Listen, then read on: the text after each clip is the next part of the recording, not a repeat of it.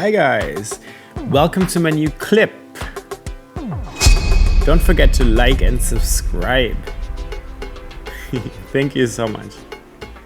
Anyway, so I was piecing together lots of squares and it all ended up in being pieces for the cozy tote. And I also had like old wadding and this ice-dyed fabric, and then I cut everything again from the wadding and the ice-dyed fabric. So I made these kind of like two big squares and three kind of triplets, and now I'm sandwiching it together and I'm pinning it very well. So every intersection, all around the edges, all the lines, so nothing can really move.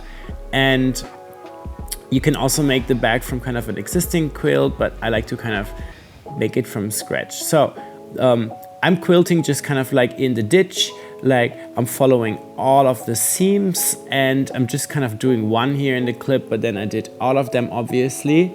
So very neatly around the edges, and then you can't really see it too much. And on the back side you have kind of the pattern.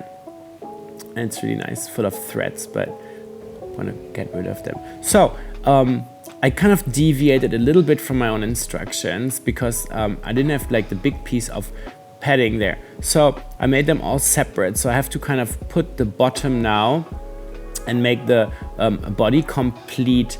And I would just stitch it with like 1 cm and right sides on right sides, and then I'm gonna prepare some bias tape now, and I'm using the bias tape hack again. I really love it, and this time I was trying a rectangular version, and it's kind of even easier, I feel. So check out the instructions in the aria dress. I'm going a little bit more into detail here, just kind of for the look. It's really fun, and don't forget you have to always offset like this second seam, otherwise we don't get the continuous tape. And it's really important to match every line like perfectly, otherwise it also doesn't kind of continue well. So this is how I do it. I don't know if anybody else has kind of another way, but I really love it. And I used the leftovers from this bias tape for a quilt that I'm working on. It wasn't enough for the entire quilt, but let's see. Anyway, so I made tons of it, and let's bind the edges. So I have these raw and open like seams there, so I'm just stitching bias tape again in the kind of same seam in the same stitches, and then I'm understitching it too. I just did like one side on the clip, but of course I did two. And now I'm kind of flat felling it, so I'm folding the tape over and I'm pinning it down for both sides, and then I'm going to edge stitch that.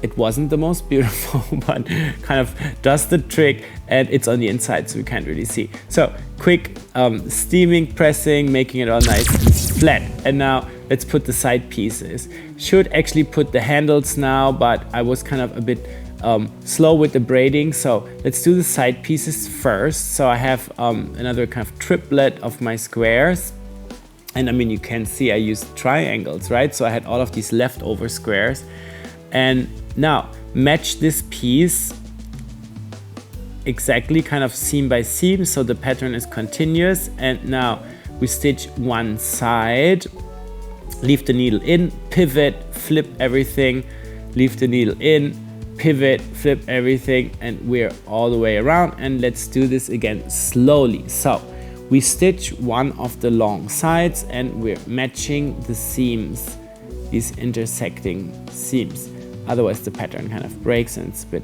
ugly. So we try to match it as good as possible, and I use a pin for it.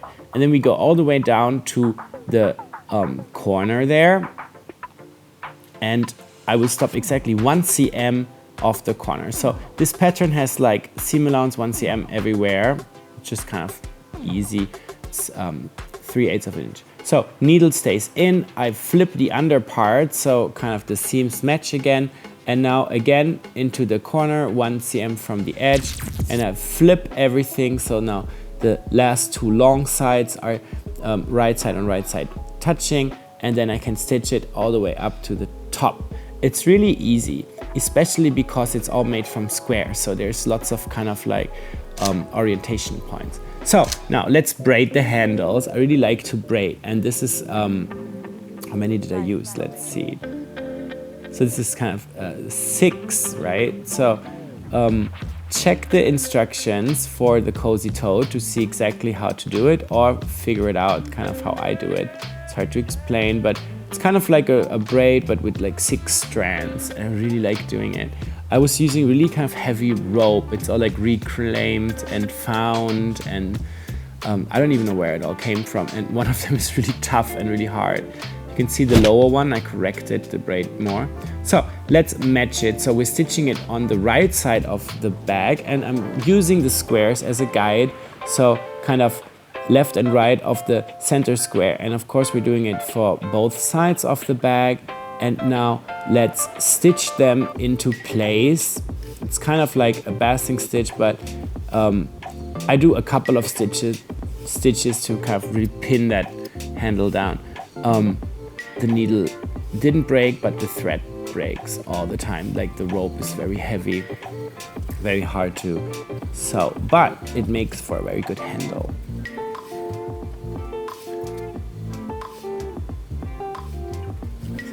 All 4 of them, like a couple of like stitches and reverse stitches. And now let's grab more of the bias tape and let's finish the inside of the side panels there. So I'm stitching bias tape all the way around in exactly the same seam. And I'm kind of coming from the body, if you can see what I mean. And now the other one as well.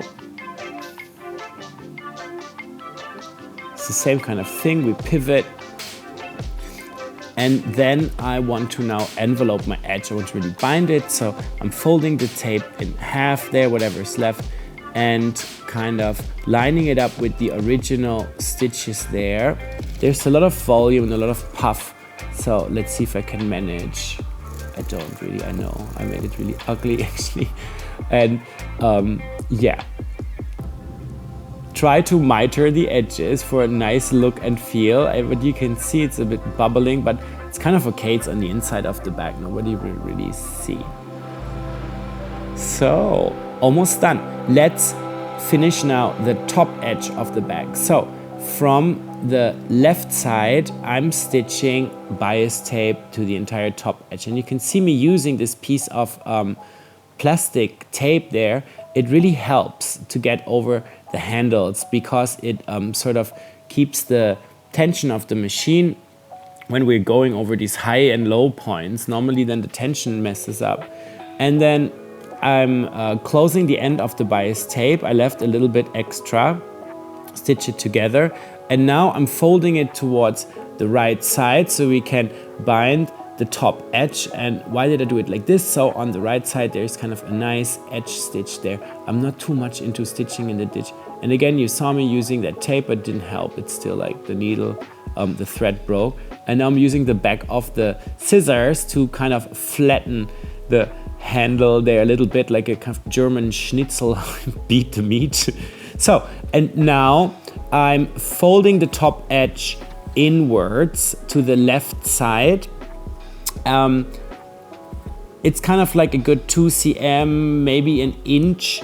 And now I'm edge stitching again that top edge of the bias tape. Why do I do it? So the edge up there becomes a little bit stronger. There's a little bit more volume. And also we need to have something to fix the handles better. So I fold it in like this. And now another round, so I'm top stitching the bias tape, and you can see now there's 2 top stitches from the outside, and that fixes the handles very well and gives a bit of a stiff top edge. And we're done, guys.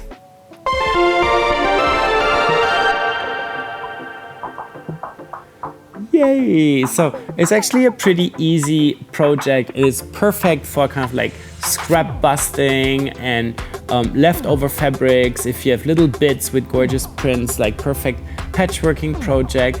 And I love these bags. This is already my second one. You can see it kind of stands up a bit. Perfect for the beach, guys. Subscribe. See you soon.